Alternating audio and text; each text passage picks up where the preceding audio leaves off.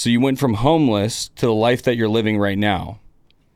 I would say most people, if they could have a glimpse of it, might not believe that's possible if they've lived the life that you and I have lived or something similar. It's hard to believe.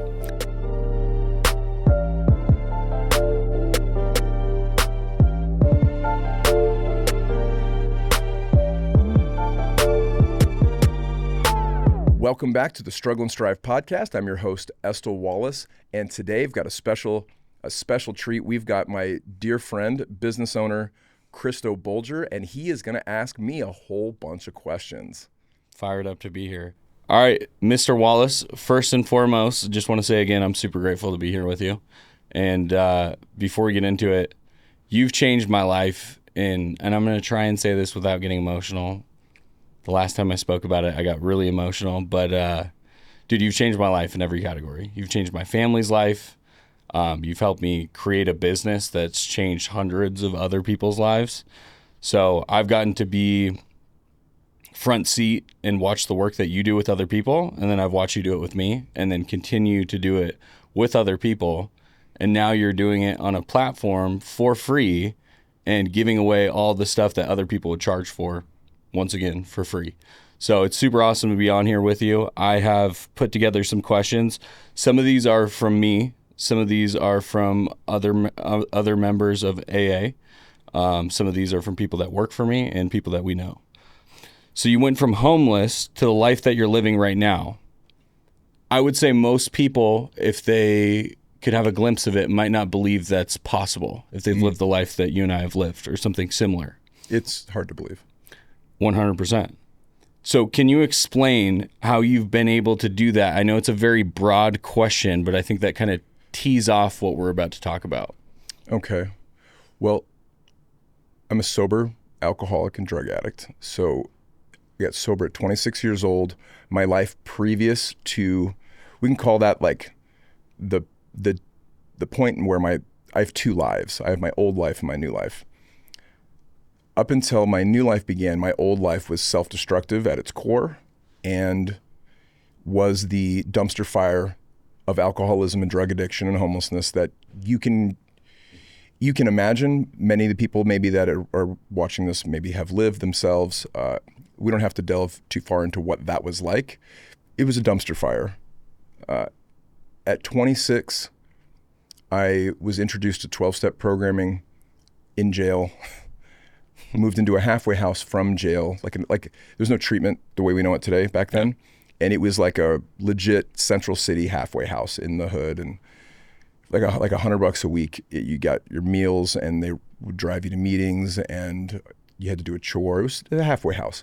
And that was the proving ground where I sort of reset everything. Mm-hmm. And this wasn't an intentional reset.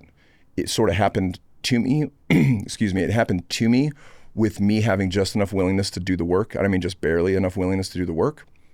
But like you've done, like so many people have done who have found long-term recovery, that flourished and flowered and blossomed and bloomed into this thing that I didn't know was possible.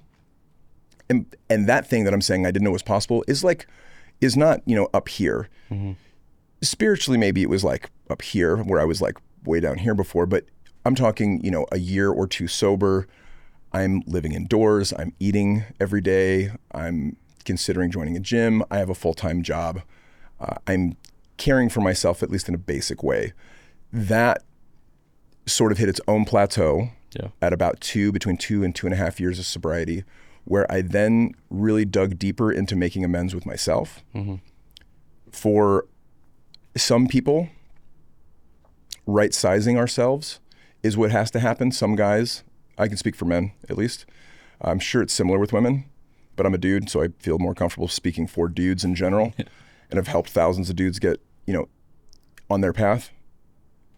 For us dudes, many of us, the journey from head to heart is really around right-sizing and bringing the ego down so that I can just be another new guy, so that I can just work my little shit job and just be the guy that fixes his credit, finds a dentist, and starts to put his life back together. For sure. That's super common. Yeah. It's also, I would say, almost equally as common for men to come from a place of super low self-worth, low self-esteem, which is the camp I come from. So I wasn't coming in here like, oh, I'm too good for this. I may have thought I was too smart for this or that, but it wasn't like I'm too good for all this. I was always coming from a place of I don't deserve to be here, imposter syndrome. I mean, at 3 years sober, I was very much, starting to work in like a corporate setting, like a regular real like office job, and was very much like, I'm going to get found out. That makes me want to cry when I think about it, because it's not just work. It was about normal life with normal people, not in the underbelly, not in trap houses, like having a job, focusing on a career, paying for my, having a little home with a boundaried bubble that I was starting to build. And I used to walk around thinking like, dude, somebody's going to fucking kick me out of here. Somebody's going to kick me out of the decent world when they find out what my past is, who I am. And that took a few years to outgrow. But that process, I think, was instantiated and has been substantiated over many years with making amends to myself, because for me that looked like reparenting. It looked like parenting myself for the first time. And that meant taking care of myself. Why should I go to bed by 10? Well, because I want to get up at 6, because I want to go to the gym before I go to work, because I want to get in shape and I want to live longer and I want to look better. And I need to be at work on time, so I have plenty. I don't want to go to the gym in the afternoon. That could get in the way of, what if I stay an extra couple hours at work? I'm starting to build a career. Like, I just started to think that way, like, what's best for this guy? Yeah. Not like, oh, it's all about me, but like for the very first time in my life, at 30 years old, I started to take responsibility for who I am and what my future might look like. I want future Estil to be in better shape than today Estil. That's still true, but that mindset shift really, really opened up a broader path of possibilities. And then through my deepening relationship with God, and through my own pursuit in my career, my own entrepreneurial pursuit, with sales sort of being the backbone of that, then this broad, because at first it was like, I can't get into good life. Then it was like, okay, there's an infinite number of possible things that you could do now that you're free from alcoholism. What do you want to do?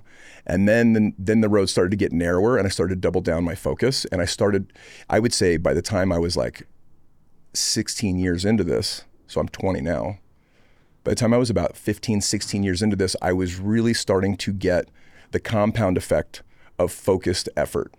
Like, I've been doing entrepreneurial stuff for 17 years now today. So while I'm not great, there are plenty of external comparisons I could make to other entrepreneurs that I follow that I think are heroes. But if we're comparing Estil today to Estil in 2007, when I first began my entrepreneurial career, it's a whole different ballgame. And that compound effect doesn't happen unless you focus on something for a long time. There's a guy, Alex Hormozy. He does this thing. It's the entrepreneurial life cycle. It's fascinating. And this will ring true for anybody. And even though he does this around entrepreneurship, I find it similar with like relationships too. It's similar with jobs. So you start by hearing something, like with a business, your friend has some hustle, some side gig, or some business that they start. So they're in some space and they're doing well. And so you have uninformed optimism. You go, that looks sick, I should do that. For sure. Then you actually get into the space and you realize how fucking hard it is. Yeah. So now you have informed pessimism. Then you go down the arc and you get to a place where it's a crisis of, I think he calls it the crisis of meaning. You get to a place where you're like, this isn't working. I'm not good at this. Maybe this isn't what I thought it was. From there, there's two options. And the most frequently used option is the crash and burn. Then it starts over. You go, oh, what's this guy doing over here? I should do that. That looks easy. That guy's killing it. And he calls it the doom loop, that you can just go over and over and over again. And unless you can break through the crisis of meaning, which is where, when you hear people on the internet, the motivational porn people that are always talking about mindset and I love that stuff. When they're talking about grind culture, when they're talking about, leveling up your friends or just letting go of friends that no longer serve you, and letting go of circumstances that no longer meet your goals. I think that's that place where you go from crisis of meaning to informed optimism. Because if you can make it through that, which is one of the hardest things, so many people get stuck on making the initial leap. They're stuck in informed optimism and they never even learn enough to have informed pessimism. But once you get beyond that, the shit gets real. And if you don't persevere through that, and there's a lot of reasons why you might not. It might be a bad idea. It might be a bad business. You might be in the wrong space. You may have a team with the wrong people in the wrong seats. I don't know what your mix is. But if you can crack the code through the crisis of meaning and get to informed optimism, now you're cooking with Crisco, because as your focus, as you've now made all the, let's say, a lot of the mistakes in that particular space, and now you've learned them, you've learned how to get around them, you can do things much faster, and you're building up this compound effect where when I take an action, it's so much more leveraged than the actions I took when I was just fiddling around trying it. And that's where my life is now. My life is between informed optimism and success or achievement. There are people that would say I'm successful. I'm successful by comparison to where I was, but I would say in my career arc, I'm in that final stage of like, I'm on the path to where I believe I'm going, what my wife and I have designed as goals. Like, this is where we want to go with our family, with our businesses, with our investments, with our health, all of the things. And I feel like we're finally like we're in the big meat of that. We're no longer in the search. We're not beating ourselves over the head like, how are we going to leave our jobs? Yeah. We're in a good spot. I think the biggest question for people is like, all right, you went from a homeless drug addict with a extremely colorful background, family background, all sorts of stuff, to where it almost seems incomprehensible, where it's like, I'm going to list some things off that you might not. The family you have, right? The kids, the connection that you have, how available you are while running multiple businesses, while being a badass in the business field, while sponsoring a whole bunch of dudes, while taking phone, you know what I mean? It's a whole gambit of things where it's just like this rotating cycle of things happening. And I think that's kind of what I wanted to narrow it down to, because you have your journey through sobriety, improving the credit, building multiple businesses and stuff like that. But I guess the question I want to add on top of that is like, for a guy that meets you on the street that's a homeless drug addict, 26 years old, sees you walking with your kids, get out of your BMW. You know what I mean? Like that, like, how do you put that into words of like over a 20-year period of that's even possible? Because I bet you if you saw you, or if I saw me now 3.5 years ago, like it doesn't add up. I would argue that your life in 3.5 years has had a faster trajectory than mine. So kudos to you. Thank you. You made incredible, inspiring progress. Thank you. It's like telling a homeless person to buy a house. I mean, it's like the number of steps between I give up, I'm ready to be told what to do, and let's call it, top 10% success across multiple dynamics. Family, like parenthood, marriage, business, fitness, which is what most dudes think about. It's not about the time as the primary metric. Time is an ancillary metric. You have to add the ingredient of time to doing hard self-development work. So getting sober and going from homeless to living in a halfway house is not a big leap. It yields a lot of results. Psychologically, I think, is the hard part. But once you're like, all right, I give up, somebody tell me what to do. Like, all of a sudden, not sleeping outside isn't a hard thing to wrangle. All of a sudden, like, you're in a halfway house, you're doing chores, you're finding a shit job. I tell people that are getting into recovery that it's like a 12 to 24 month requirement of a lot of work to get that to stick. And that's what the data indicates. Not sort of like, that's really what the data indicates. If let's call it 2 years to round up and be very conservative. If you make your life around 12-step engagement, building a relationship with God. You do that for 2 years, you've laid a foundation that, barring a little bit of continued work in the spiritual arena, which is easy to do at that point because you've been saved, all of a sudden you feel called and God will put something on your heart to go do. But with that as the foundation, it really opens up a lot of doors of options. Mm-hmm. So not everybody wants to go out and choose the exact route that I chose, but I wanted to find a suitable mate and get married. I wasn't even sure if that was a possible thing, but so much of my paradigm had just been pierced and deflated and turned my head around that I was like, well, maybe I'm wrong about women. I'm adopted and so on and so forth. So my view of women was very skewed. Mm-hmm. But I thought I would love to get married. If that's a real thing and it's not bullshit, you can actually find a suitable mate and have a long, productive marriage and have children. Yes, I want that. And so once I made the decision that that's what I wanted, it made the decision to stop sleeping around really simple. Yeah.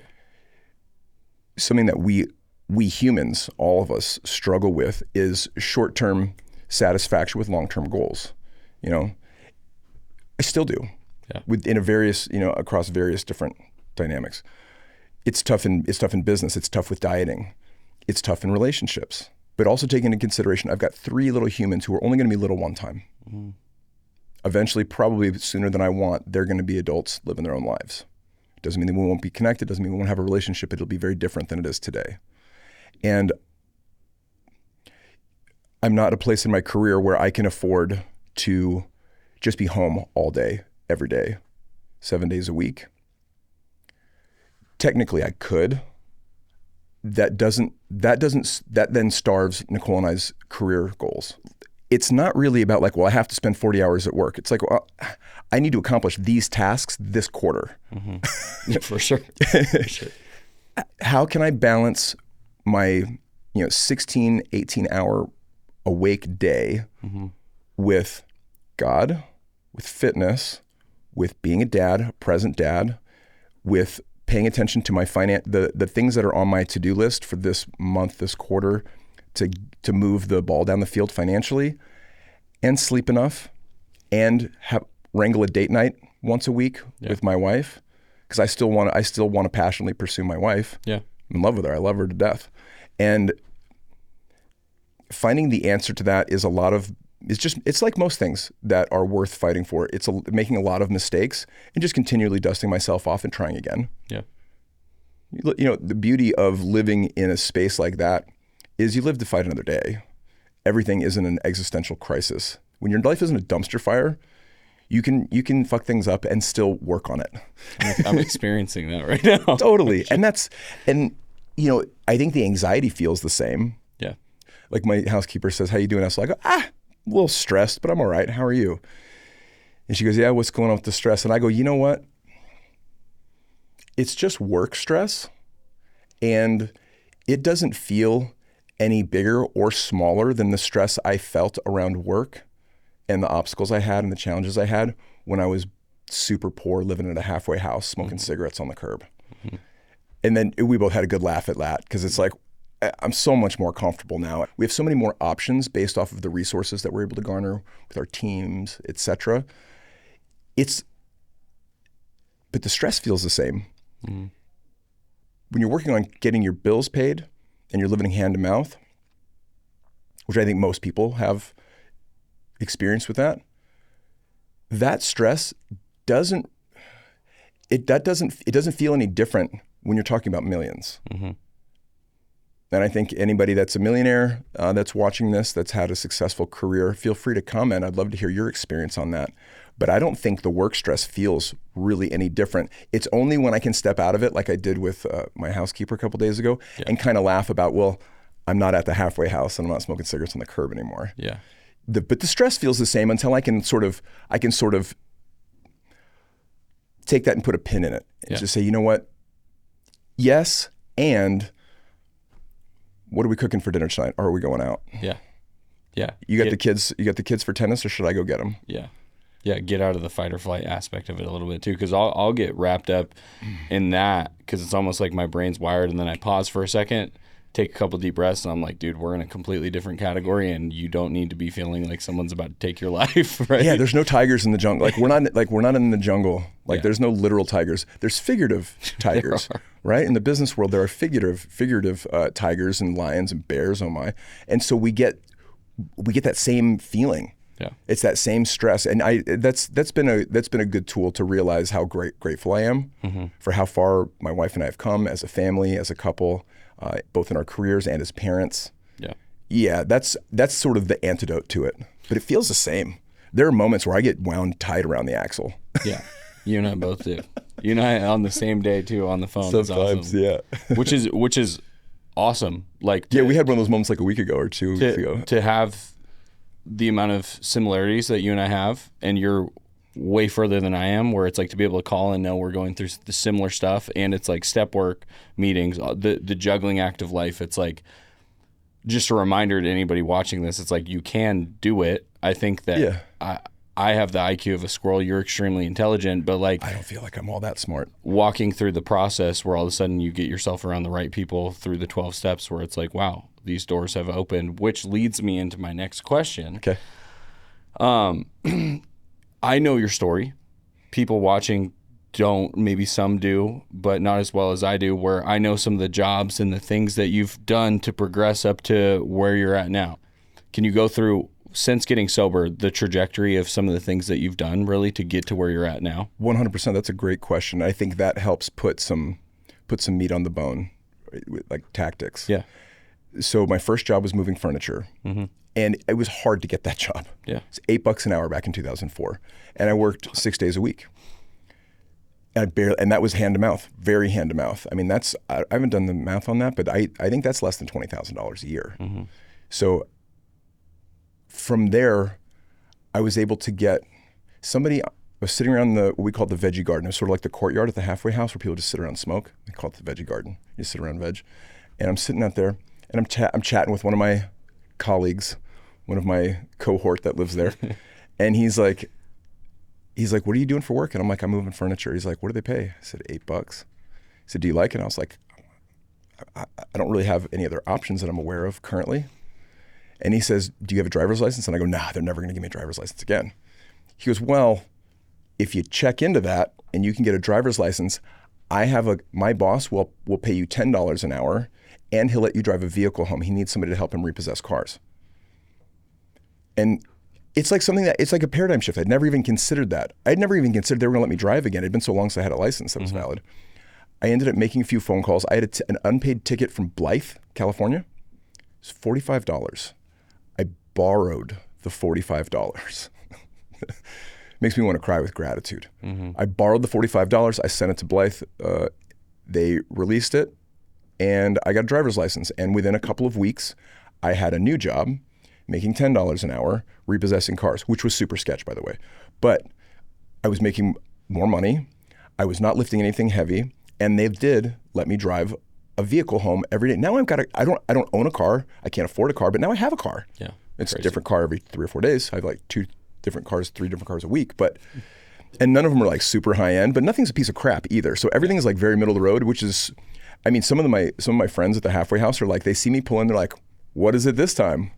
Estil's always in a different car. It's pretty sick, to be honest. Like, what a job to have at that time. Yeah. Well, so what I had learned in moving furniture that I carried into this job, because I would almost discount to zero like all of my previous work experience. I'd worked in some oddball sales positions where I didn't excel at all. I was on drugs and I was very self-destructive. So this is my second job in my new life. And what I brought from the first job, without even really consciously doing it, was a work ethic that I'd never really displayed before. Showing up on time, working hard, elbow grease, staying late if something needs to get done. Yeah. Just being sort of the Johnny on the spot guy, which I'd never really been. And that, to my surprise, carried a lot of value above my colleagues at that job. All of a sudden, I became the go-to guy because I could be depended on. Yeah. And I appreciate you saying I'm smart. I don't feel like my intelligence is above the average person. I do read a lot, and I read nonfiction almost exclusively, and I try to practice the things that I read. I only read things in nonfiction that I'm interested in. Most of them around business, finance, spiritual growth, or physical fitness. And then I try to practice the stuff that's in there, however poorly. But I'm moving the ball down the field. So I think if I appear smart, it's really focused energy around getting better at stuff. Because I don't like being skillless. I don't like being unskilled labor. Yeah. It doesn't pay very good. Yeah. That one skill, that trait, that bought me favor with the owner. The owner had a heart attack, shut down the company. His son I had met by delivering him a vehicle that he wanted to take over, ran an office, a sales outfit, took over his entire 9th floor of the Bank of America Tower downtown. I delivered him a Mercedes one time. And when that business was shut down, that guy, his name's Mike, he said, hey, I need you to, there were a bunch of vehicles that weren't accounted for. And there were filing cabinets and computers, et cetera. And there was no employees left. He goes, hey man, will you do me a favor and help me get a bunch of stuff from the office? I was like, yeah, what's going on? He says, well, there's like 6 or 7 cars that I'm pretty sure need to be picked up. And I'm like, already done. Mm-hmm. I literally called one of my buddies from the halfway house that had a driver's license. I was like, you want to go play tweaker for a couple hours? We're gonna go snag some cars that ain't been paid for. Literally, it took us like, I think 2 half days. And we snagged up all those vehicles. And I parked them all at this guy's office. So he's like, I need you to go get these vehicles. And I'm like, they're in your parking garage. He was like, they are? I was like, yeah.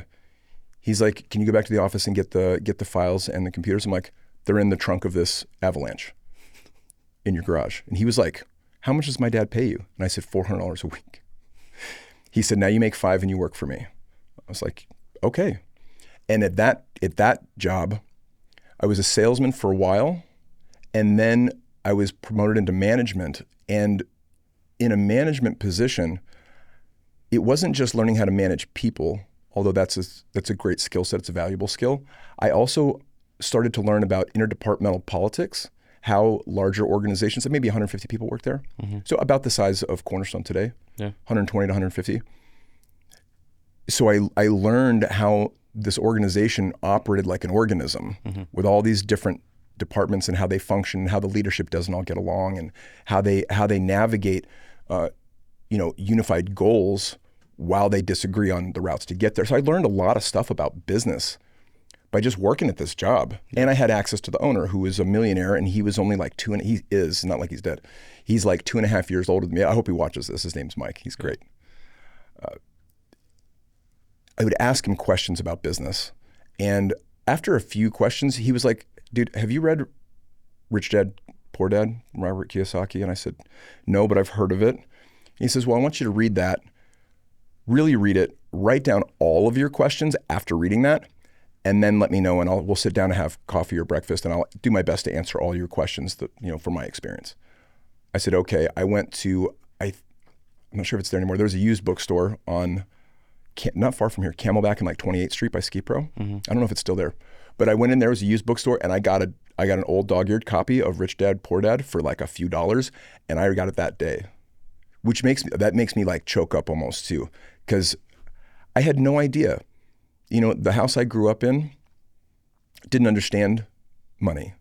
Their understanding, or maybe I should say their understanding of money and of business, of investment, very, very mainstream, middle of the road, from the 50s and 60s type of mentality. Get good grades, go to a good school, secure a good job, and you become a company man for the rest of your life. Yeah. And me being a budding alcoholic at 12, 13, 14, 15, like that was never going to happen. Yeah. So for me, I had sort of created this mental framework that I'm a loser. I'm not good at things that the world values. And I rode that until I got sober and eventually started getting jobs and met this guy who believed in me for what I thought was no good reason. I read the book, I started asking him questions, and all of a sudden, just like getting sober, thinking I could never escape addiction, all of a sudden I started seeing that there was a clear path out of poverty too. Yeah. Not for everybody, but for me. Yeah. And I didn't think there was before. So that led to, I worked there for 2+ years. And when I quit that job, I started my first company. And it was very small. It wasn't like a big building with my name on the front or something. Yeah. Yeah. It was just an LLC. I performed a task that I was good at.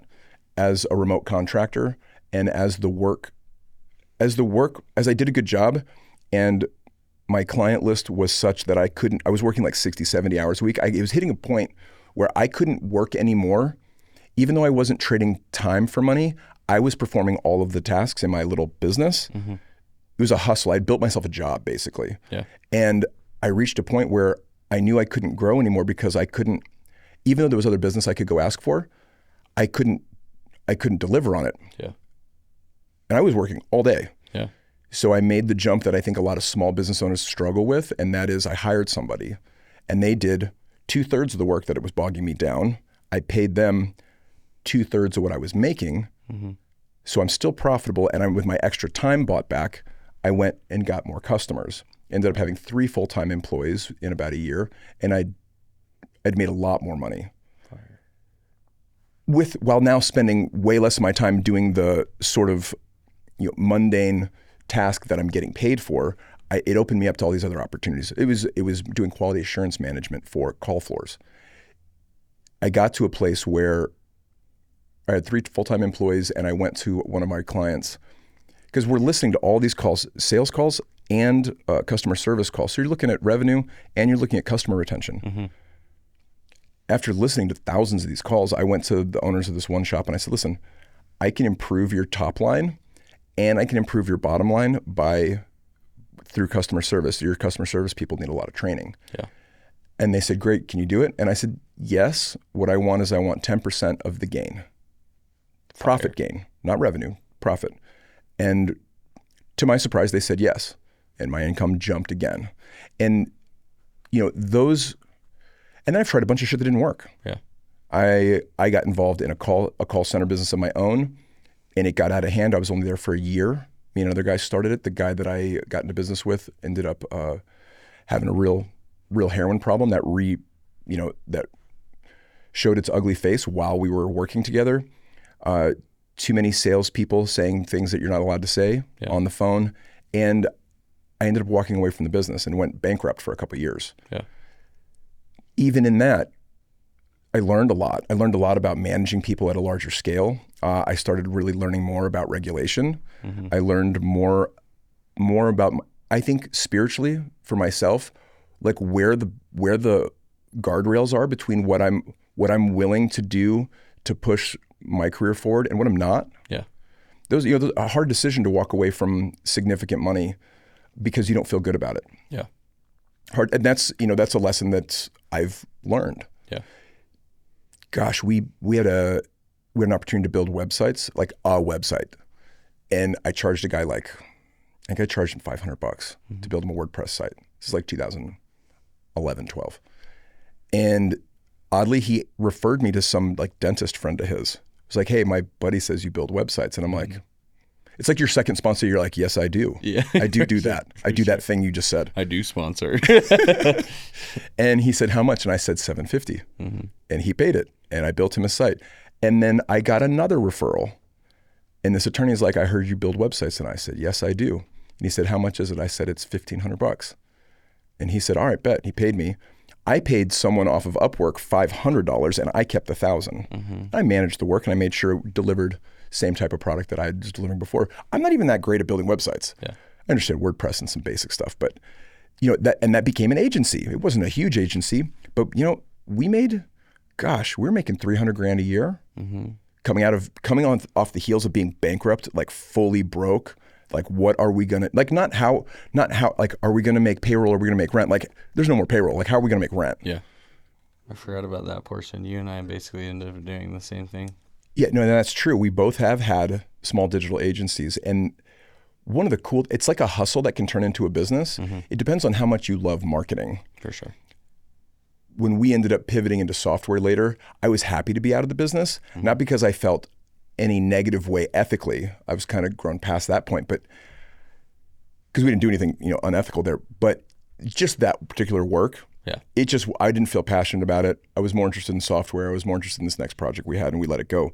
But for somebody that's in their 20s right now, who's iGen, somebody who's had iPhones and technology since they've been alive, Like building and managing, maintaining basic web design for, I don't know how big the SMB market is or how saturated, the agency space is to that market. It was pretty good back then. I wasn't looking at it from like an industry wide. I didn't have the same mind. Yeah. I was a lot younger and I was younger in business. But I got to tell you, we made like $300,000 a year building websites, managing social media, which was pretty new back then, managing social media content calendars, writing blogs. And again, we're not really doing any of this work. Yeah. We're a sales organization, Yeah. and then we're paying contractors to pull this stuff together, and we're keeping the arbitrage, we're keeping the difference. Yeah. That's a great hustle if you understand the interwebs and you have access to a market of people that don't. Yeah. It's not like, I wouldn't limit it and say you're never going to be Gary Vaynerchuk with VaynerMedia or any of these other big media companies. You could, I suppose. But if you're entrepreneurial or you hate your job and you're like, dude, how do I get out of the rat race? Like that's one avenue. I've done it before. Yeah. You can make good money doing that. You can build a life on $200,000-$300,000 a year. Yeah, for sure. And that was a decade and a half ago. Yeah. I did the digital marketing thing from 19 to 25 years old before I pivoted into what I'm doing now. Longer than me. And it gave me getting out of my comfort zone to do that when I knew nothing about it. But I'm like, we have something here. There's some money to be made, and these people have horrible websites, and I think I can find a guy that can build them. Maybe I can figure out how to do it. That process of doing it, which correct me if I'm wrong, I feel like is probably similar. The skill set that I acquired through doing that paved the way for what I'm doing right now. 100%. Like everything, when I got in the industry I'm in now, everything clicked where I'm like, dude, this makes sense. Why I was eating shit sandwiches doing that, like trying to believe like it's going to work out. Whereas like I acquired the skill set, pivoted and found it, where while we're talking about career and finance, it's like you're listing all these things that you've done, moving, digital marketing, the listening to phone calls, all these things where it's like attempts that essentially all failed. And all the stuff that I've done prior to what I'm in now has failed.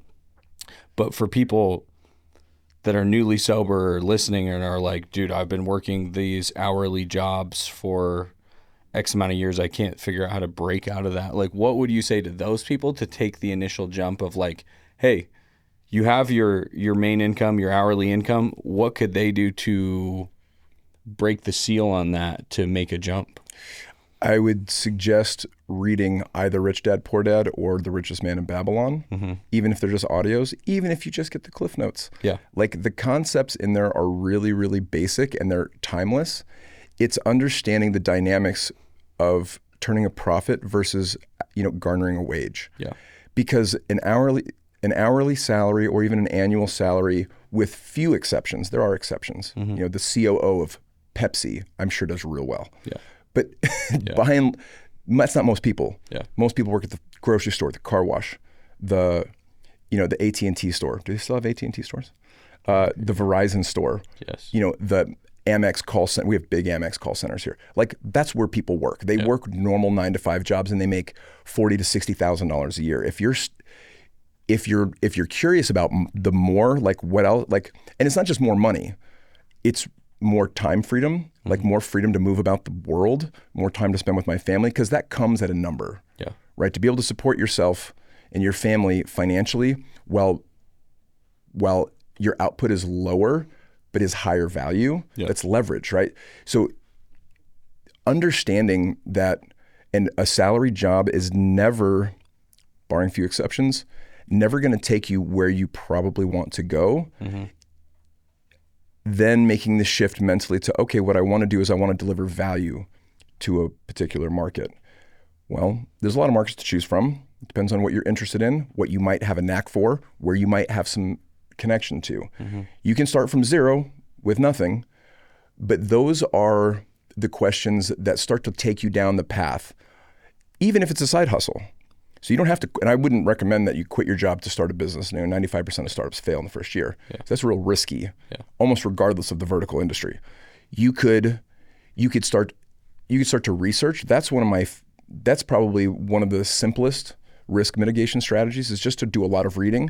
Once you start running out of reading material using ChatGPT and the internet about a particular, like let's say you want to open dry cleaners. You want to open 3, 4 or 5 of them and have your own factory, right? And do all the delivery and stuff.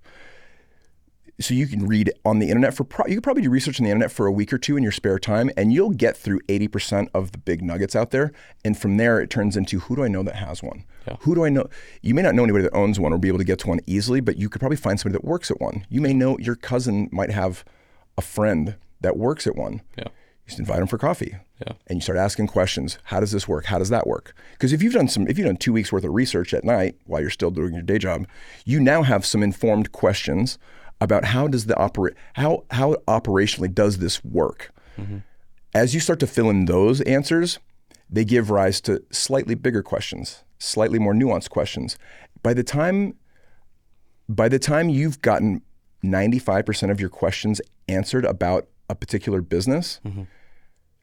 it then comes down to, and you're assuming you still like it, you like the profit margin, you like the revenue, you like the space, you like the day-to-day. Yeah. And or you feel like you could hire people to help work and operate the day-to-day. It then comes down to, is the barrier of entry low enough that I can get over it? This is for like first timers, right? Yeah. For people that are seasoned, barriers of entry, capital expenditure, CapEx is one of the big barriers to entry for a lot. Like for treatment business, for example, it's expensive to get into. You can't just open one. Yeah. But you can just open a multitude of trade businesses. You want to open a plumbing company? If you're a plumber, go file an LLC, and voila, you own a plumbing company. Yeah. No, it's not at scale, but you can work on that stuff. You can hustle your way up to a scaled business. You can't do that in treatment. You have to actually, because of the latency with reimbursement, all the setup for TI for clinics, medical buildings, et cetera. There's a lot that goes into it. But understanding all of those particulars about a space. Mm-hmm. You now know what is the barrier of entry? Can I get over it? And is this something I'm willing to commit to for years, the next several years of my life? Because it's not going to be as easy as you think. No matter how much you've mitigated the risk by understanding, you're going to learn more. There's going to be information that's slightly different than what you've gathered in your research. There's going to be pivoting and iteration. But if you've done that kind of research around a hustle business, around starting an agency, around starting a plumbing company, around you go from a 95% failure rate, you can skew the math, the statistical chances of success your direction by researching and by betting on yourself. Yeah. Because if you're like, I'm not given, think about old Joyner Lucas music. Mm-hmm. I'm in. Old 50 Cent, I'm going to get rich or die trying. Yeah. If that's your mindset, you're like, I'm not quitting my job until this hustle supplants my income, is the same. Then make that happen. And the first one might not work. You're probably going to suck at it. You're probably going to try a few things.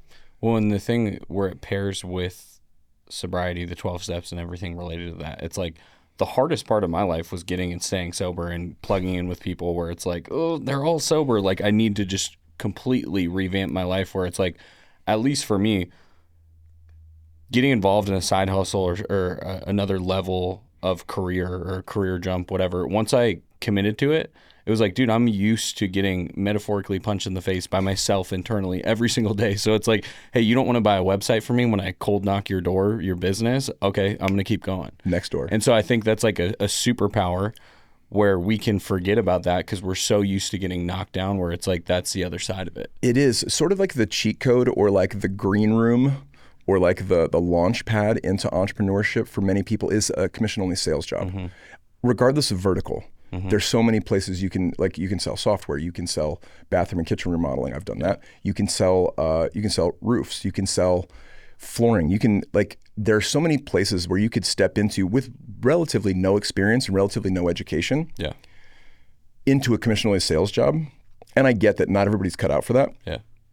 But just still painting the picture, I've known many people, myself included, that you learn, and Robert Kiyosaki talks about it in Rich Dad Poor Dad. Yeah. He cut his teeth at Xerox back in the 80s, learning to sell, commission only, feast or famine. Because it does two things. One, you learn a lot in terms of how to sell things, how to move product. But it also teaches you resilience. Yeah. You get used to hey, this is a numbers game. Yeah. For example, I've got people that I work with, whether they're people I sponsor or just people that I know that I'm friends with that are in that space where they're in a commission-only sales job and they call me a little twisted. Mm-hmm. hey man, I don't know if this is working out. All right, so I know a guy who sells solar, right? He calls me, this is a couple months ago, maybe 6 months ago. He goes, I don't know if this is working out. I said, well, why? Well, I'm just not making that much money. I've been at this for a while. Well, how long have you been at it? I've been at it 3 months. So how long is the sales cycle? He said, what? I said, how long from the first time you touch a lead until it's signed, installed, and you receive 100% of your commission on it? He's like, oh, it's like 4 months. I'm like, you haven't even been through a cycle. Let me do some math for you. So if your sales cycle is 4 months, I'm just pulling that out of thin air. I don't know if that's the correct time. It is roughly for solar. All right. I've never actually worked much in solar. Yeah. For a very short, anyways. So if 4 months is your sales cycle, that means your first cycle, because you're gonna have front end and back end business. Yeah. Your first cycle, you suck. Mm-hmm. Even if you're a good salesman, you don't know anything about solar. Yeah. So you're that's a wash. You're learning. You're getting, and people do this, insurance, the same business you're in. Same thing. You've got front end and back end business. So you've got a sales cycle that you have to live through 3. Mm-hmm. That's what I tell people. You got to live through 3 sales cycles if you're in commission only. You've got to figure out what's your average sales cycle length, and know that you've got 3 of those before you can make a decision as to whether or not this is for you or not. Because you're not gonna have a fair. Your first one, you suck. So then in the second one, you're not getting a true back end commission because your first cycle sucked. Yeah. So even though you're probably writing business now in your second cycle and you're like, all right, I can do this, you're not getting the benefit of the back end business until the third cycle. Yeah. And that's assuming you don't suck by your second one, assuming that you've taken the time and capitalized and learned that space. Now in your third sales cycle, if that's 4 months, you're looking at a fucking year. Yeah. That's a year's worth of your time to educate yourself, both in resilience, living feast or famine, learning the ins and outs of that space, that product, that service. And at that point, I got to tell you, anybody that's survived through 3 sales cycles in a commission-only sales job, they're never going back. You're never going to catch that guy. Yeah. If you're still making $40,000 a year at at an Amazon drop ship location, you're never going to catch that guy that left a year ago and has been selling solar or has been selling kitchen remodeling. You're never going to catch that guy. Mm-hmm. That guy has to get hit by a bus and not be able to walk for you to catch him. He has now learned, I can trade this valuable skill to the marketplace indirectly, right, through my boss who delivers the service, but I'm the spokesperson for that. And they're not paying me per hour. Mm-hmm. They're paying me per unit I sell. And I can sell more, I can leverage my time and still be there for my kids and still do my recovery stuff if I work it this way. Yeah. It's an invaluable education, and I don't know there's many other ways to get it. I mean, that's one of the things Kiyosaki talks about. I recommend it to people all the time that are like, I want to start a business. I'm like, how accustomed are you to living in that kind of turmoil? Yeah. Yeah. Because you got to get used to it. You got to thicken up your skin a little bit. Yeah, for sure. And I feel like people have to go through the initial part of sobriety to build the confidence where they're like, hey, I've gotten to this point. Now I'm ready for a little controlled chaos in the work life financial realm, because I remember reading Rich Dad Poor Dad in treatment, and it mentions, I've read it before, but I was loaded and I was like, there's some nuggets in here, but I remembered nothing. And then I read it in treatment and kind of had like a white light experience with it. And it's crazy how it ended up working out, because they mentioned life insurance and someone that's a millionaire in there. And then I ended up getting into the space and then meeting you after that while I was pivoting into life insurance and coming to find out how much that book has changed your life, and watching you meet the author of that. Yeah. And like now going back through this, where that is literally the thing that kind of like opened up the first door to your career, which opened up every other door, like the 30, 40, 50 other doors of all the things that you've hit, where it's just crazy. Where, I mean, moral of the story with that, I feel like, is if you're sober and if you're getting sober and you haven't read that book, he lives here, right? He lives here in Arizona full time. And he's like in his 80s or something. Not somebody I'd ever thought I'd meet. I knew that I think I knew that he lived in Arizona, but I mean, how are you going to meet that guy? Mm-hmm. And I just happened to bump into him. I'll just tell that story very quickly. I bumped into him in Saks Fifth Avenue, and I see him, and I'm making eye contact with him, like, "What's up?" Yeah. And he's looking at me like, "I don't know you." You're like, "You changed my life." Yeah. So I'm like, Rich Dad Poor Dad. I'm like, I read the book a bunch of years ago. It's great, man. He goes, yeah, thank you. I thank you for continuing to buy my books or whatever. He says something very surfacey. And he was like, that's great. He's like, so you've done like entrepreneurial stuff? I said, yeah, it's been great. He's like, all right, cool. He says goodbye. And then sort of like my fanboy, like skittishness wore off. And I was like, dude, hold on. And I go, hey, Robert. And he turns around. I go, hey man, I can't let you walk away without telling you how much of an impact that first book has had on my life. Mm-hmm. And he gets choked up and he comes over to me and he hugs me. And I get choked up, and now we're both crying. We're standing in Saks Fifth Avenue. We're both shedding a tear, and he hugs me, and he looks at me, grabs my shoulders, he looks at me, he goes, when did you read the book? I go, 2007. And he goes, did you start a business after that? I said, yeah, I've never worked for somebody since then. I said, I took a job briefly. It was a commission-only sales job in an interim between businesses once, but I've been an entrepreneur my whole career since then. And he said, what do you do? And I explained what I do, and we had a real genuine moment. I thanked him from the bottom of my heart for writing the book. I said, there's not a better financial education you can get for like $8. Mm-hmm. Obviously plugging that book and what people can do to provoke that thought process of like, how do I jump off the ledge, which I feel like you kind of just answered. The one other thing, because you and I are both ADD, that I wanted to have you finish, which is kind of circling back, is the last other things that you did to get to where you're at right now, because we veered off from that. Okay. Slightly. All right. So we'll put a cap on the Rich Dad Poor Dad. If you're newly sober, I would strongly recommend that your first 12 to 24 months is based on just doing 12-step stuff. Be a great sponsor. Get tight with God, and that's a journey, especially if you don't believe in God. Yeah. But do all of that stuff so you have a foundation. I would definitely suggest reading it once you're like building the foundation and things are clicking and you're like, oh, I should see a dentist. Oh, I should fix my credit. Once you start to like get your head above water, I think that's a book I recommend almost as much as the big book or the 12 and 12 is that book.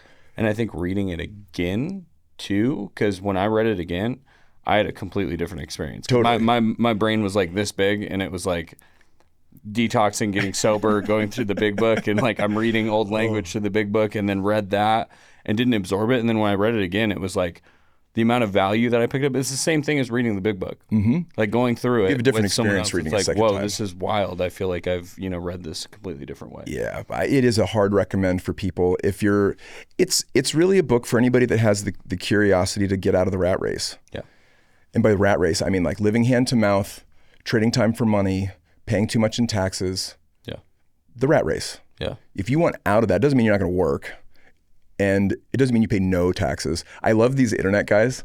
I love these guys on Instagram and TikTok that are like, I paid 0 taxes this year on fill in the blank amount of money, which is a misnomer. They're saying that for the hook of their content. Nobody pays 0 taxes, or not that I'm aware of. Listen, I'm not on the Doge committee. I don't have access to the IRS. I don't know if nobody pays no tax. But generally speaking, when people talk like that, I paid 0, they're saying my effective tax rate was 0, or my effective tax rate was 10 or 12%. Because what they are able to do is leverage things they're doing in business, from property acquisition, real estate, gas stations are good ones. Vehicles that are over 6,000 pounds, you took advantage of that one in recent history. Those are all ways to change your effective taxable rate. So those are the things that your conversations become about. Those are the things that change who your friend group is. Very organically, when you start driving and striving towards financial freedom, whatever that means, like that's not the same number for everybody. Yeah. And it's not about money specifically. It's about creating wealth. Wealth is not money. And people get stuck on that, myself included. I used to confuse the two. Same. I thought wealth and money were the same thing, but money is a game. Money has no intrinsic value. I mean, you could burn it, but it's not the most effective use of it. Otherwise, you can't eat it or make much out of it or drink it. Yeah. Money is the currency in which we move wealth around. Yeah. Wealth is the air conditioning in this room. Wealth is the beautiful sneakers you have on your feet. Wealth is the clean clothes you're wearing, the chain around your neck, the vacation time you take, the beautiful car that you drive in. Yeah. He drives a Lamborghini, if you didn't know that. Just saying that to the camera. Subtle plug. Yeah, my boy here's driving. This is a stupid story. I'm in the Dior store, and Christo meets me there at the Dior store, and he walks in he's a lot younger than I am, so he's hipper than I am with fashion. He's wearing like one of the big 90s baggy tees, and it says like Lambo on it. And I'm like, bro, your shirt, you would look like such a douche if you didn't have a Lambo in the parking lot. Yeah. It says because you have a Lambo in the parking lot, I'm super psyched right now. It says need money for Lambo on the back. That's great, because it's actually the reality that you're living in. Which is wild. Yeah, for people that want to break out of the rat race and see what it's hard. Yeah. All the stuff we're talking about is hard. But you know what? So is making $50,000 a year. Yeah. That's hard. Yeah.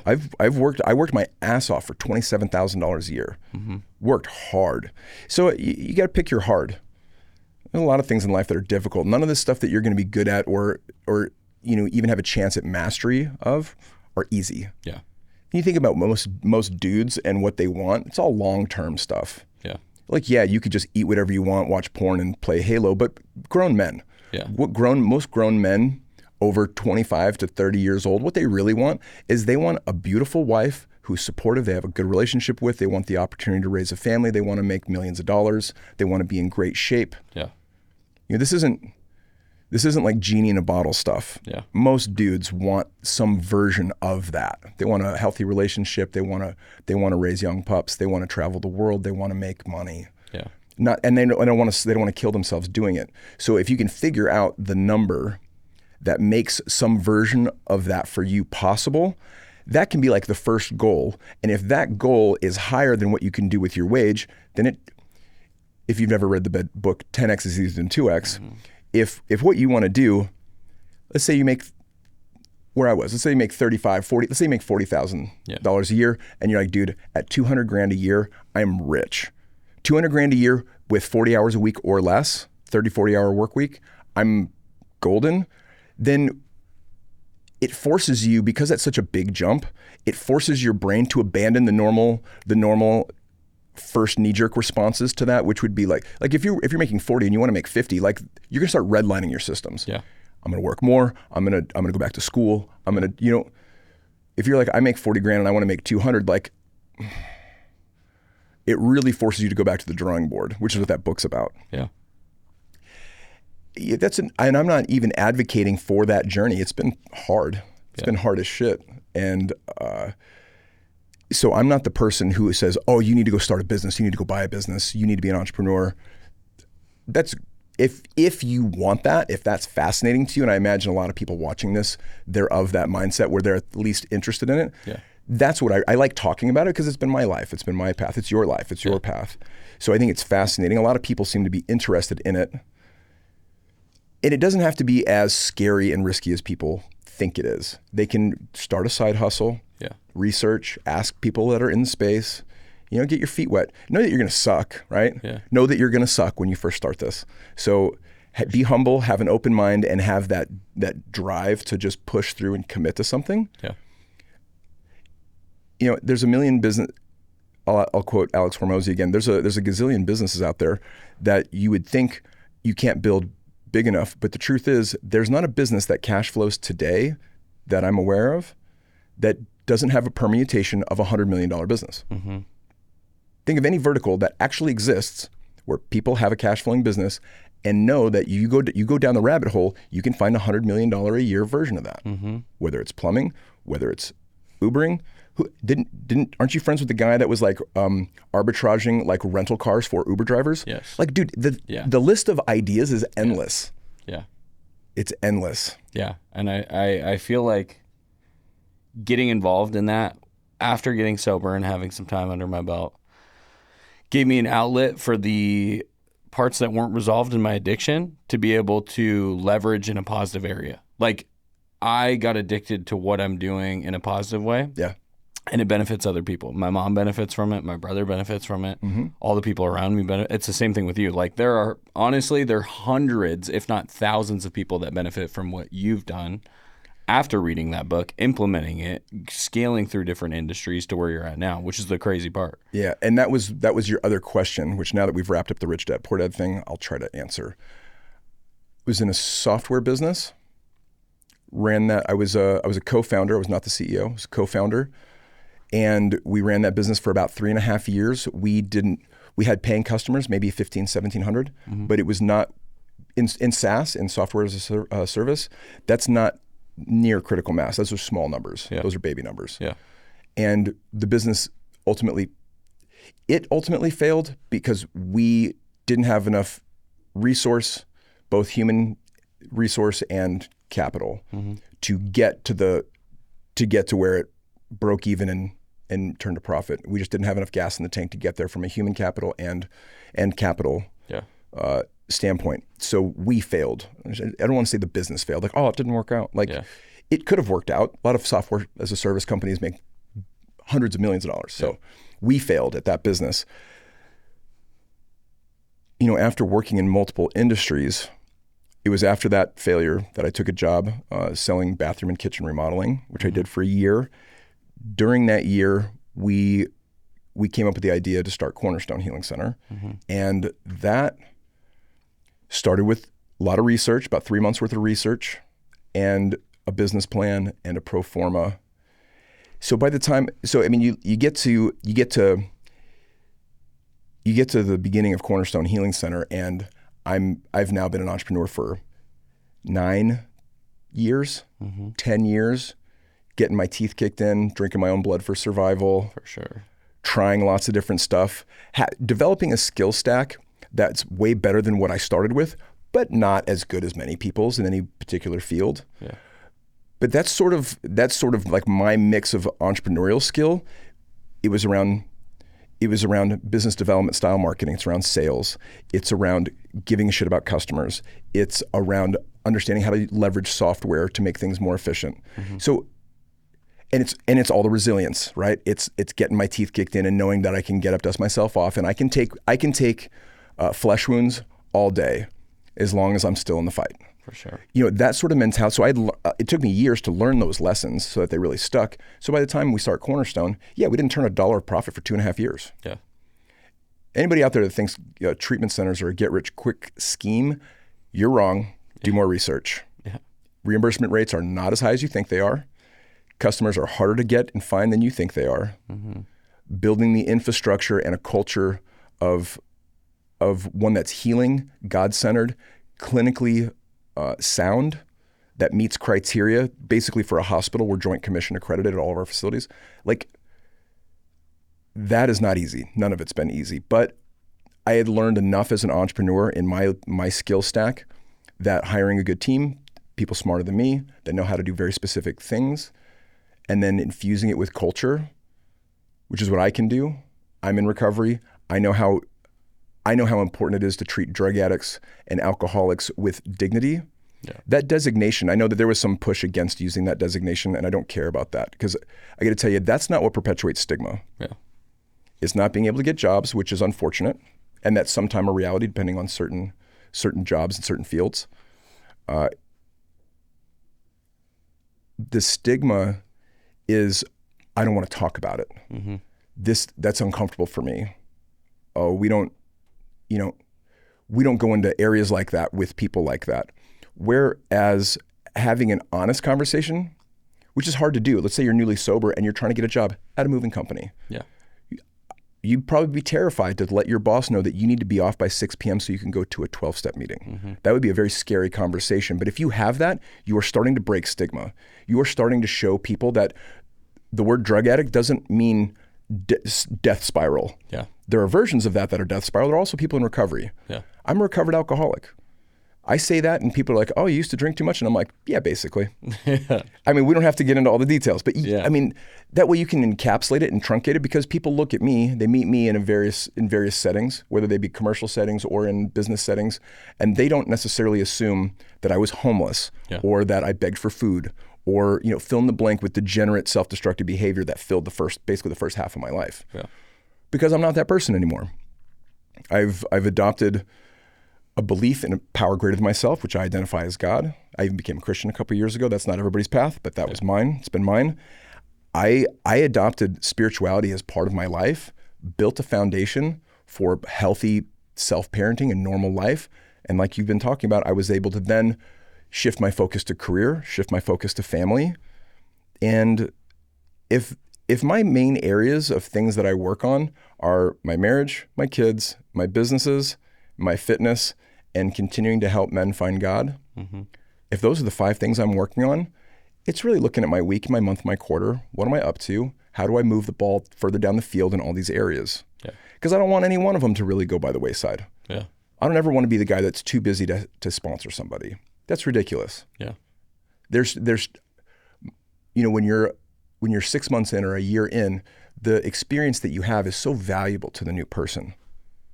My experience at 20 years is so valuable to the new person, just as valuable today as it was then.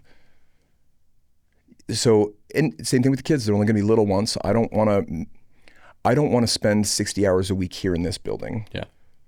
At the expense of watching them grow up. I want to see them grow up. I want to be part of their lives. I actually work from home on Mondays. And I do a service commitment, part of my 12-step stuff, on Friday morning. So I'm usually home by noon on Fridays. That's awesome. Yeah, my office days are like Tuesday, Wednesday, Thursday. And I usually try to get home Tuesday night, I stay out. And then Wednesday, Thursday, Wednesday we have tennis. Thursday I try to get home by 3 or 4, and we're doing family dinner and chilling out. Me and Nicole usually sit out in the backyard, watch the sunset on Thursday nights. I wish I could film a video of 26-year-old you listening to you say that. Me too. He wouldn't believe it. Yeah, absolutely insane. He wouldn't believe it. Absolutely insane. That guy was suicidal. He was so self-destructive. And so many people, I would say even people that aren't struggling with drugs or alcohol, we all can reach crisis of meaning moments in our lives, whether it's with our careers, with our relationships. I mean, I know guys that don't necessarily belong in AA. They go through divorce and it wrecks them, dude. Yeah. And same thing with the career. Things go one way for a number of years and then it tanks for one reason or another. And that, to take those blows and stitch yourself up, reaffirm to yourself, to God, the people around you, that was in fact a flesh wound and this is not going to kill me. That takes balls. It takes resilience. It takes and if you become stronger, it's what Nassim Nicholas Taleb calls anti-fragility. When you become stronger from those things. That's a great book too, if you haven't read it. I need to. Anti-Fragile. It's fun. He talks a lot of shit. I'm working on getting to the realm of Estil Wallce where I'm like, I hear the book, I need to start reading it. It's progress. Reading this is what I tell my kids. I tell them that the 2 most valuable skills they can learn as a human on this planet in this day and age are reading and speaking in public. True. Those are 2 tasks that cost almost nothing in terms of dollars to learn and become good at, and that pay the internal rate of return on being able to consume a lot of literature, particularly if you aim it at a field of study, whether it's medicine, psychology, or entrepreneurship, or pick whatever you want. That it's almost, I would say it's infinite leverage. It's only metered by your lifespan and how much you're willing to try to execute the things that you learn in those books. Yeah. It's almost free, and you can learn just so much from people that are super good at stuff. And then being able to translate your ideas to a public forum. Look at like Steve Jobs is a great example. Not only was he the mind and the visionary behind Apple, which is incredible, once in a lifetime type of entrepreneur, but look at his ability to communicate at scale. Yeah. Think there's any correlation? It's not completely based on him being a good public speaker, obviously, but were he not a good public speaker, I don't think Apple would be Apple. Yeah. If there were 2 Wozniaks, and Wozniak's a genius, he's a genius. So I'm not throwing stones at that guy. He's an incredibly 10x as smart as I'll ever be, no matter how much I read. Yeah. But if there were 2 Wozniaks, Apple would have never been a company. Or maybe it'd been some small thing gobbled up by Microsoft or something else. The ingenuity is part of it, the operation. But the vision, and then being able to transmit that to a wider audience, it's one of the most high leverage tasks in the world. And obviously, as time goes on, the mediums change, right? We have film, we have social media. There's a lot of ways to get those ideas across. There's a lot of open physical public forums. But being able to carry yourself and have a stage presence, as you do, I've seen you on stage at multiple events. Being able to carry a stage presence and deliver, what you get is you get a captive audience that is hearing your ideas and your narrative, your view of what the world within certain parameters could look like, it's inspiring. It's powerful. Yeah. You know, those two skills, you can go so far. Yeah. You change a lot of people's lives and make a lot of money, or you can do both at the same time. Absolutely. People are so concerned about going back to school, which I'm always leery of if they're not already a specialist or don't intend to be a specialist. Mm-hmm. Like, I want to go to school. Why? This is a sober thing, right? Yeah. Somebody in their 20s, they get sober, they got 6 months sober. I want to go back to school. Yeah. Why? Well, I want to be an attorney, and I eventually want to open a law firm. Well, you better get to school. Yeah. You better get to class, buddy. Short of practicing law, practicing psychology, practicing medicine, engineering is be another good example where you're probably gonna want a formal education. But I know people that write Ruby, Python, that didn't go to school, that are really good engineers, really good coders. So it's really like, what is it anybody that wants to go to school just because they want to go to school, because they feel like that checks some morality box in this cultural narrative that maybe was taught to them by their parents or by TV or whatever, I would ask people to challenge that. Yeah. School can be very useful. Education, on the other hand, like let's agree that just like wealth and money aren't the same thing, school and education aren't the same thing either. Agreed. We homeschool our kids, so there's that. Yeah. They're not the same thing. Doesn't mean that they can't overlap and that they don't overlap. They often do, but they're not the same. School isn't the only place to get an education. I'm more interested in challenging somebody who is interested in moving their life spiraling upward. What is it you're interested in? What is it you want to pursue? If you have a long-range pursuit that requires a degree for entry, mm-hmm. then by all means, make that your focus.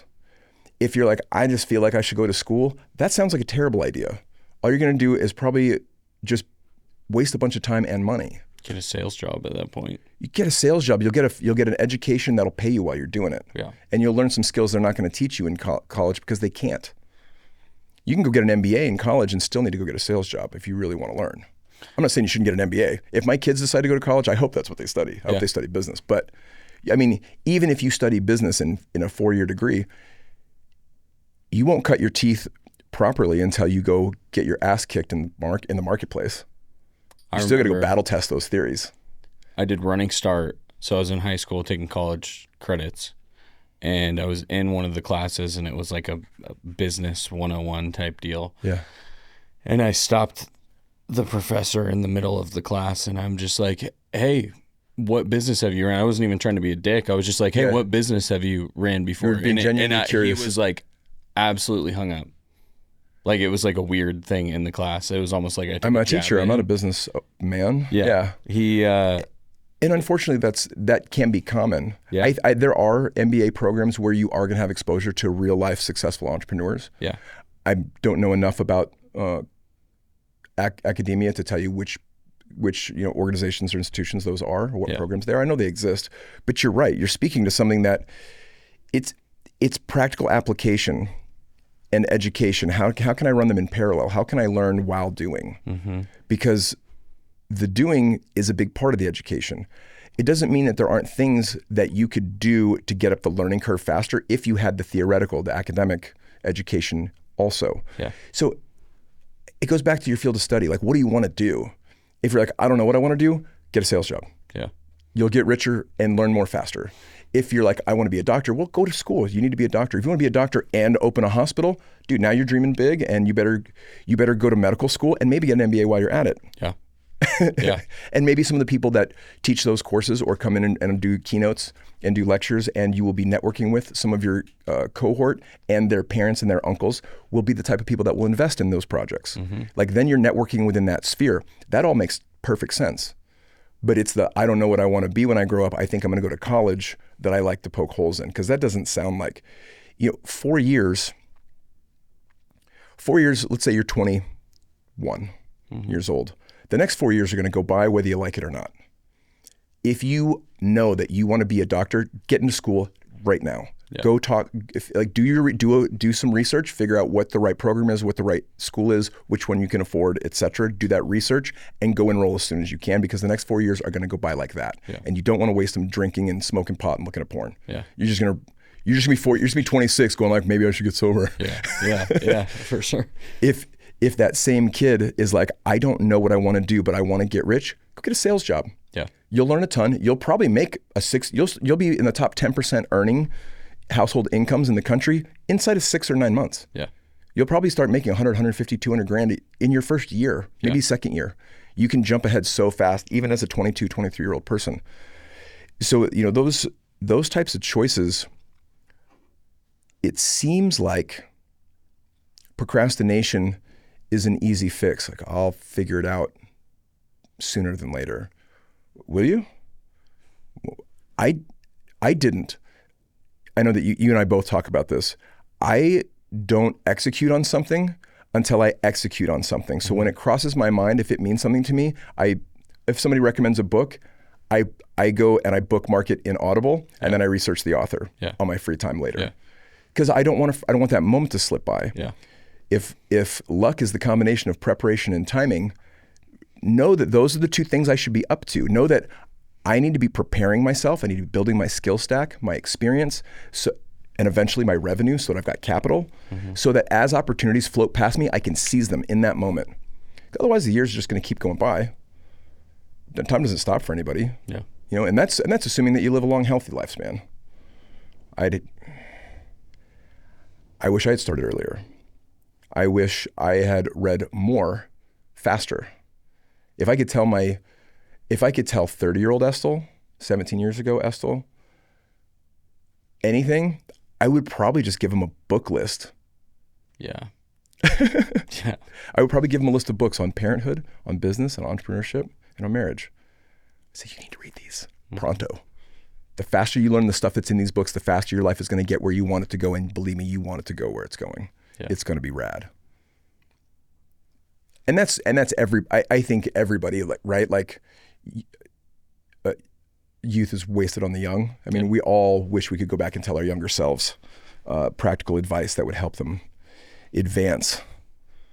But that would probably be what I would tell my younger self. My 30-year-old self, who was already getting sober, who's already sober a couple of years and like doing pretty good in that sense, but is reinventing like adulthood. I'd be like, these are the books you need to read right now. I think about that all the time. I'm like, what would I tell myself? Get into life insurance, get sober. Right? I'm like, damn it. That's my only regret, you know, other than a lot of other ones. I was trying to get sober at 19. Yeah. Yeah. I mean, even getting sober at 26 was 7 years of failed, repeated attempts in succession. Yeah. More misery, more shit sandwiches. I remember going to my first AA meeting at 13. Oh my gosh. Yeah, because your family. Yeah. Well, I'd been in AA meetings my entire life. Yeah, you have a family of 12 steppers. You're going to an AA meeting and went. And then actually went to my first one at like where I was like, I need to go at 17, 18. Yeah. But it's crazy the progression, like for you and I both, of conversations like this and the people that have plugged away in the books and the things and the nuggets and all the mistakes and all the stuff, where it's like when I think about whoever's going to be watching this, when they're scared about career and stuff, I have a criminal record or I have all those things. It's like you and I have both of those things. Yep. And it's like, it's possible. It's more than possible. But I feel like you have to get out there and do shit and run into walls and figure out, like, is this cardboard or is it concrete? If it's concrete, are we getting something, we're digging it out, or like, are we going through the cardboard one? What's going on? Yeah. If you can unlearn self-destruction and you start rewiring yourself for productive achievement, the next thing that people see is one glass ceiling after another. Yeah. And that's what they are. You can smash right through them. Yeah. Will you is the question. Will you question and challenge what you think you know about a thing and its limits? I could give you 25 scenarios of things that I believed were true, and because I believed them, I never even dared to approach them, and I was totally wrong. One thing that I can say about you, it's because I've had multiple other sponsors and mentors and stuff like that. It's who you're around, because a lot of what you've allowed me to do through you doing the work that you've done and pursue the business stuff is like, you've given me permission. You're like, hey, as long as you're doing the deal, right? Being an accountable sponsor, showing up, doing this, like checking the boxes that we need to check, you have the freedom to go get risky in business. You have the freedom to go do stuff like that. I had never had that before. It was more like, especially at your age. Yeah. Especially at your age, the fact that you're not married yet and you don't have any kids, like you can be riskier than I can be. You know, we look for risk mitigation strategies because we have a mortgage and our main business, Cornerstone, has 120, 130 employees who also feed their families. There's stakes there. Yeah. Yeah. When you got a team of 70, 80 people right now. Like, so you have those people depending on you, but there's no kids at home to feed. Yeah. Like, yeah, you can take a lot of risk. Yeah. And it's true. A lot of people don't suggest for a person who's ambitious that they go do that. So that's just good alignment between you and I. For sure. But I think it's cool because a lot of to talk about a lot of the AA that I've been around, or 12-step, whatever I can say on here, is my experience was fear-based with a lot of people. Hey, you're getting a little out of this realm of wanting it. And then when I moved down here and got introduced to you, that's a whole other side of recovery, the program, all of the stuff where I'm like, hey, as long as I do this shit, I can venture off over into this land. This land, there's not gray area bullshit going on, but like it's more risky and higher reward for what I want to do. And that was cool. Yeah, I have a strong opinion about this. Yeah. So if you're looking at averages and statistics for like, who do I want to be when I grow up? These are the things I'm interested in. I want to build a life based on these things. Mm-hmm. Okay, so if you want to get sober and you're a drug addict, not sober, whether you're on the streets or whether you're couch surfing or whether you still have some money and you live indoors or whatever the case is, but you're like, I'm done. I don't want to do this and I'm killing myself, right? Yeah. I'm ready to end the self-destructive behavior and start a new chapter. If you imagine only 17 to 20% of the American population has alcoholism or drug addiction, then that means you can't listen to advice of 80 to 83% of everyone who might try to help you. All right, so now we're talking about 17 to 20% that actually know from experience what you're going through. Mm-hmm. All right, are all those people in 12-step recovery? No, many of them are not. So now you're shrinking that percentage to maybe 7%. Of those people that go to 12-step meetings and are in recovery, how many of them are really doing the deal and are spiraling upward? Mm-hmm. Now you're shrinking the percentage even more. You're talking top 2, maybe 4%. 4, 3, 2% of people that are working strong programs who are helping a lot of men. Now, take that small percentage and your intention to learn and grow from mentorship.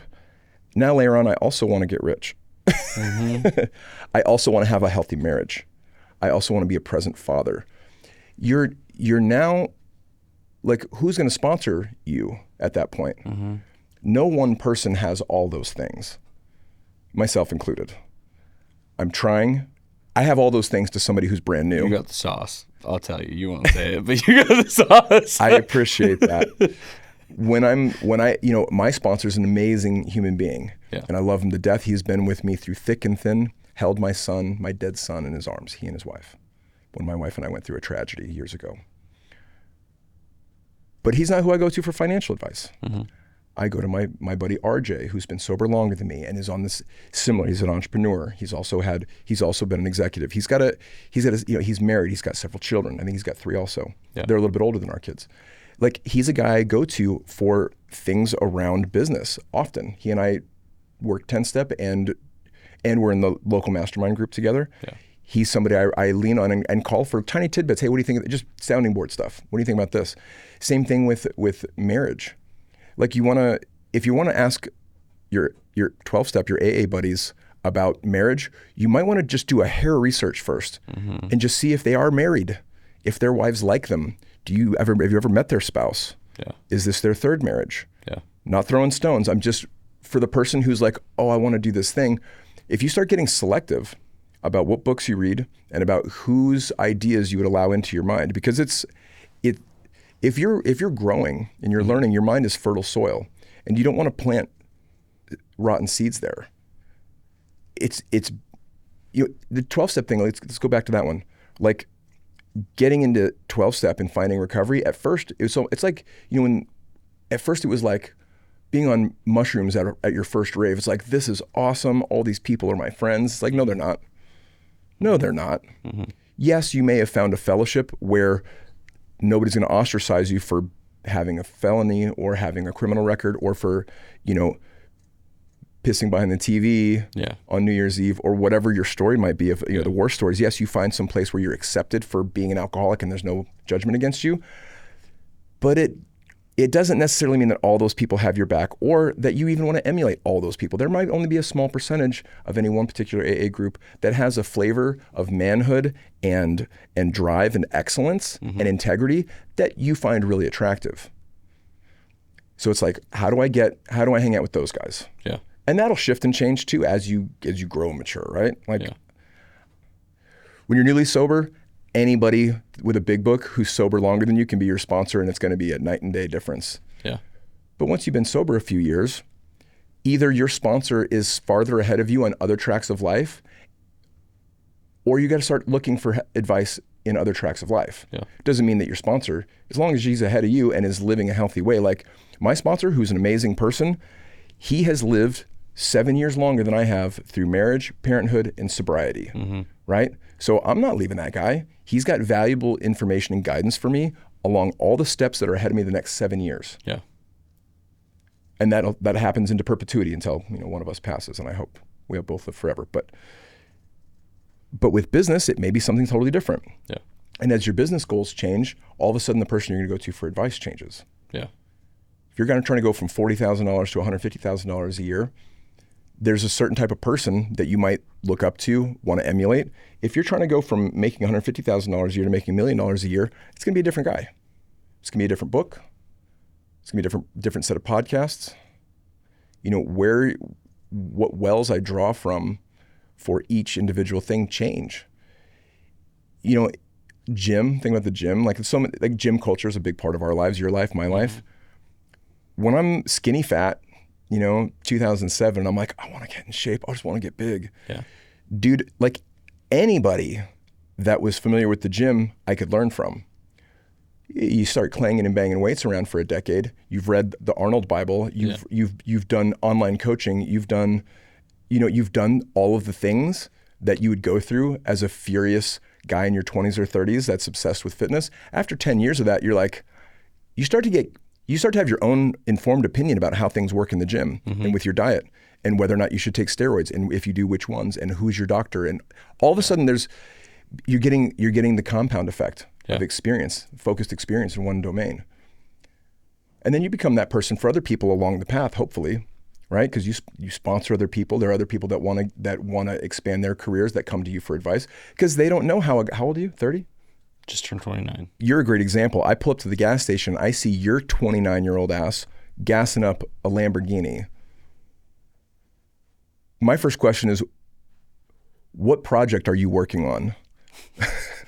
How did you assume, like, I would make probably a safe assumption that somebody didn't give you that. And I also I'm not making the assumption that you were homeless or a drug addict either. Yeah. I'm just operating under the assumption that like you work really hard and have leveraged skills. Like what project are you working on?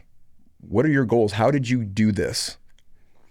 It's funny because I get asked that question so often now, or what do you do for a living? Like the Daniel Mack thing with the camera out, which is wild because I'm more excited about that. I'm like, wow, this finally happened. Like not in an arrogant or egotistical way. I'm like, this is cool. But I mean, for anybody that doesn't know me like directly personally, I would respond with, I'm working on building the business that I've always tried to find, which happens to be, the life insurance industry. I never thought it would be that, and wake up at 4 years old being like, I want to be a life insurance agent, right? Like that never happened. But I fumbled and fumbled and fumbled until I found the right thing that was scalable enough to be able to get the purpose and develop other people, which I feel like is the highest form of currency for me. Like that's what I'm called to do. And then also be able to make the money from doing that. Because now it's like I have a lot of the areas that I think of as a man where I feel fulfilled. It's like, okay, I get to develop people and directly watch people's lives change and income change and the way they feel about themselves, just like helping get people sober, right? This is like the aftermath of that. Like I can get a dude sober, show him how to do what I do, hypothetically, and it's like to watch the transition from sobriety to the mental health to the way the look in their eye where they have that look where you're like, you're back, you're here. Like this person is not living out of financial insecurity anymore. They got some dough in the bank. They transferred some money over to savings this week. Like they got that smile. That part of the business, and then developing other people into like, what are we doing with this money, and having different conversations. That to me is the highest form of currency. And to get to be on the other side of that when I was the guy that needed that like 3.5 years ago is dope. But being able to make money and get out of the rat race of like, hey, I got to work X amount of hours to make X amount of money. Like the money I've made today, just today, 4 years ago, would have taken me 3, 4, 5 months to earn, which is crazy. And it's not even something I'm like arrogant about. I'm just grateful. Yeah. It's like the program. It's not giving up and being like, hey, I don't like going to fucking AA anymore and stop going, right? It's like relentlessly showing up. So that's a longer response, but I think it really does plug back into like, how fucking sick of my old life was I to remember that today, to where I'm willing to do the things that I need to do to keep up what I'm doing right now, you know? Would you say that going from where you started to where you are now, high-rise condo, floor-to-ceiling glass, big, Lambo, time freedom, etc., how would you describe the characteristics that have been required of you to get there? It's crazy because you even saying that, because I haven't paused to really like think about that, makes me emotional. Not even like fuck the things, fuck the Lambo, fuck the place. The fact Those are just symbols. that a felon drug addict that has relapsed, I don't know, 700 times and detoxed off fentanyl 15 times the same year that I got sober, like could even obtain those things. Dude, that's insane. I know it's the same way for you. Like you and I both get the same like teared up thing when we talk about it and like actually think about it. Cause fuck the things. They're cool. It's fun to drive in it. But like the worth and the man I've had to become to even have the kahunas to, after I made some bread and stayed sober for long enough, to reapproach the same place that I've gotten denied by multiple times and like knocking on the door. Hey, are you going to approve my felon ass this time? Right. And it's like, oh, now you make enough money, you can do it. Right. But I think the things I've had to acquire in the traits are like, while scaling and changing and getting more confident and realizing I provide more value to the world than I ever have, that I can still be the same motherfucker I was 3.5 years ago if I make a couple wrong turns. Carrying that with me through every day gives me an edge on the majority of people I'm around. They could have a higher IQ. You'd be way smarter. They can work harder, all these things. But when I operate out of that version of myself, where there's a little fight or flight attached to that, right? Like I got some shit to prove. When I wake up, I woke up today at 3:45. I don't even know who I'm trying to prove it to, but it's somebody, right? And I woke up with like a will outside myself. Like God is with me on that journey, especially when I woke up today and I could feel it. Maybe it's because I was excited for this, whatever it is.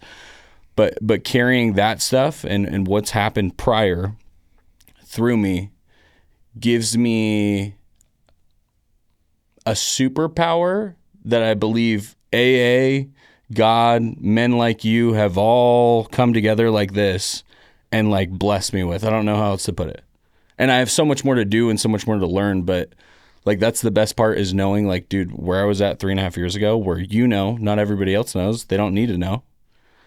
But like, this is just the fucking start. And this is just the start for you too. That's the crazy part. And so like people watching this, that's the thing, is it's like, how do you get on the other end where you're sitting down on a podcast with your AA sponsor, who's also your mentor to life, business, relationships, all those things?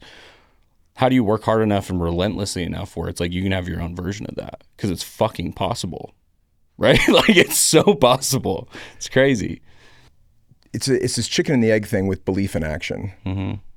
Regardless of what the goal is, I feel like you can, if you believe it's possible, that might be enough juice to get you moving your legs, and taking action gets you past the uninformed optimism into like, oh, this is hard. If once you're there, at least you have some momentum, you know, and then you start to believe. And then you start to realize how hard things are. And it's like, can I commit to really overcoming these challenges and learning something that's tough to do? Because the big paydays, and I don't necessarily mean money. Money in some cases also with marriage, also with present parenthood. Like the big paydays, they aren't things you can get today. Yeah. They're things we have to strive for over time. Yeah. I want to say, man, I am regularly thoroughly impressed by you as a human being, as a young man who is out there making incredible strides forward for himself, for his family, and for lots of other people in their families. Not just in the 12-step world, but in the business world. I sleep better at night knowing that you're out there. Thank you. That means a lot. That means a lot. Well, I'm honored that you're here today, and thank you for all the kind words and for sharing yourself today. Let's go, dude.